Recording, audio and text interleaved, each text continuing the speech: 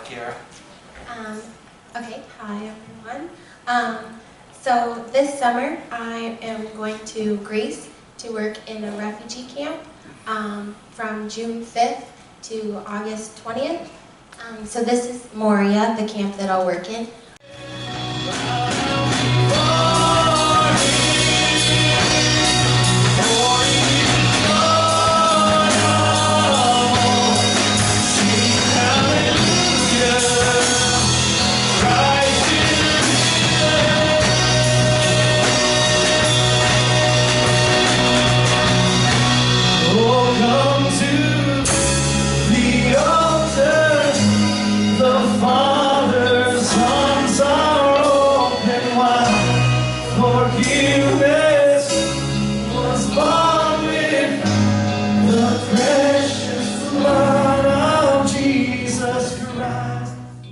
Scriptures is Luke chapter 19, starting in verse 37. It says, when Jesus came near the place where the road goes down the Mount of Olives, the whole crowd of disciples, and that's the group we're talking about today. I'm calling them fair weather fans. The whole crowd of disciples began joyfully to praise God in loud voices for all the miracles they had seen. Blessed is the King who comes in the name of the Lord. Peace in heaven and glory in the high.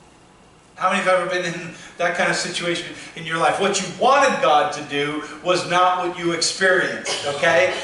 The criticism that surrounds us often is based in this, that's not how God would do things, okay?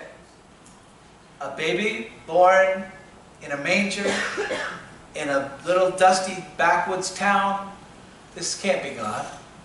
This can't be God. God wouldn't do things like that. Another example, Jesus heals a man. He's blind, now he's not blind. This is amazing. But it happened on the Sabbath. It can't be God. Over and over again we do this, right? Look, Lord, here and now I give half my possessions to the poor, and if I've cheated anybody out of anything, I will pay back 4 times the amount. If you do the math on this, it just doesn't work out. He's going to give half of his money to the poor, and from the other half, he's going to pay out 4 times what he owes everybody.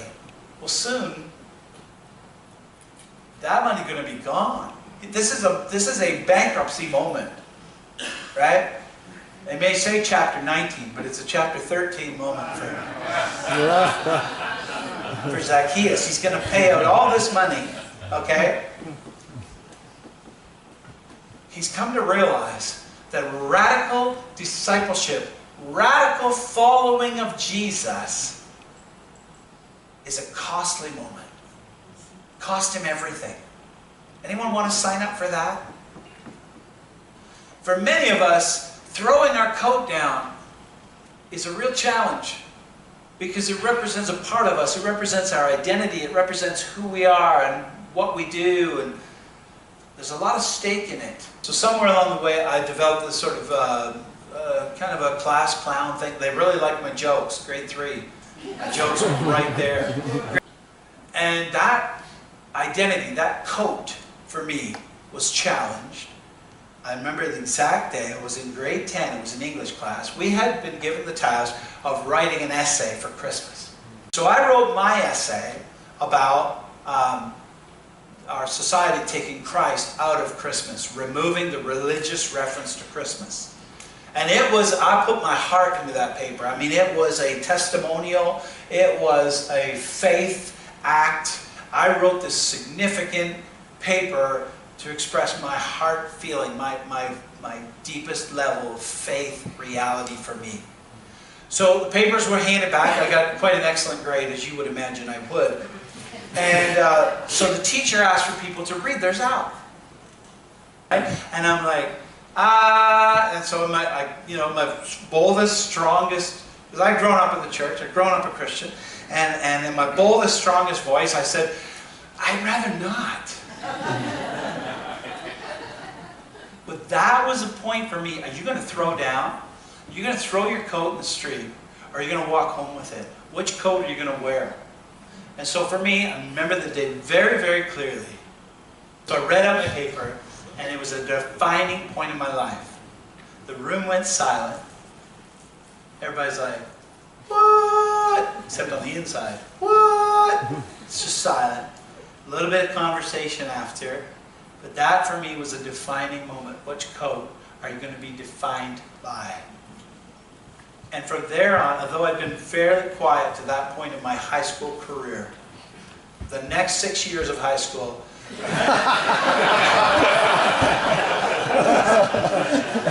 the rest of my high school career, I said, you know what? This is the coat I wear. I'm going to be involved in the Christian club. I'm going to share my faith. I'm going to stand for Jesus. I'm going to wear the Christian t-shirt. And for some of us, making that choice is a costly decision. There might be people in your life, you've never put that coat down before, but now God is calling you. It's time to rise up and say, I am a radical follower of Jesus Christ. I don't care what it costs me. I give him everything. They're on their way into Jerusalem and they hear this hubbub. They hear this ruckus coming behind them. Coming up the road, there's people shouting and they look and they, what is this? What's going on? And somebody says, oh, it's this teacher, this rabbi. His name is Yeshua. Some say he's the Messiah. Some say he's Elijah, born again. And the mom and the dad, they're amazed by this. And they hear the people, now it's quite close. It's right there. And they see this Jesus, Yeshua, here he is. So the daddy snaps off the branches, and here's one for daddy, and one for mama, and one for the little boy, and then one was too hard, and one was too soft, and one was just right. They're waving the palm branches as Jesus is, and then the crowd is shouting something, and they want to join in, and they, you know, when you try to pick up the words, and Baruch, Baruch haba b'shem Adonai, Baruch haba b'shem Adonai. Blessed is he who comes in the name of the Lord. Daddy looks across the way and Daddy sees there's all the Pharisees. Those guys are from our neighborhood. In fact, that guy, that's the rabbi that our son trains under. See, we want a different life for our son, so we put him in the training. He's learning the Talmud, he's learning the Midrash, because we don't want him to do the menial tasks that we do. We want a better life for our son, so we put him in the school, rabbinical school. The rabbi has his arms crossed and an angry look on his face, and he's starting to wag his finger and he's starting to say, teacher, tell him to be quiet. And suddenly Dad realizes, wait a second, we don't want to be criticized. We don't want to be radicals. We don't want to be shunned. We need to let's just walk away from this. Grab Junior and let's go. But Junior's out in the street now. He's shouting and he's jumping up and down. Baruch haba b'shem Adonai. Baruch haba b'shem Adonai. He's joining the crowd. He's celebrating with all the kids, and he's taking off his coat. And the little boy is throwing down his coat, and Dad is going, what?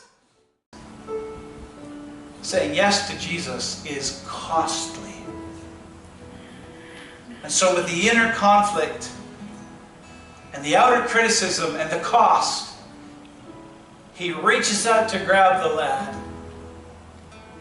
But he says, Daddy, I got to be about what I got to be about because I was born for this. I was made to celebrate Jesus. Baruch haba b'shem Adonai. Baruch haba b'shem Adonai. Blessed is he who comes in the name of the Lord. Yeshua HaMashiach. This is the Messiah, and I was born to celebrate him. I want you to stand to your feet with me today as I challenge you. Are you willing to look straight in the face of conflict, criticism, and the cost, and say, I was born for this calling? Who's going to be first to declare, I'm following Jesus today? You come, and throw the coat down. Throw it down. Come on. Who is it? Who's coming?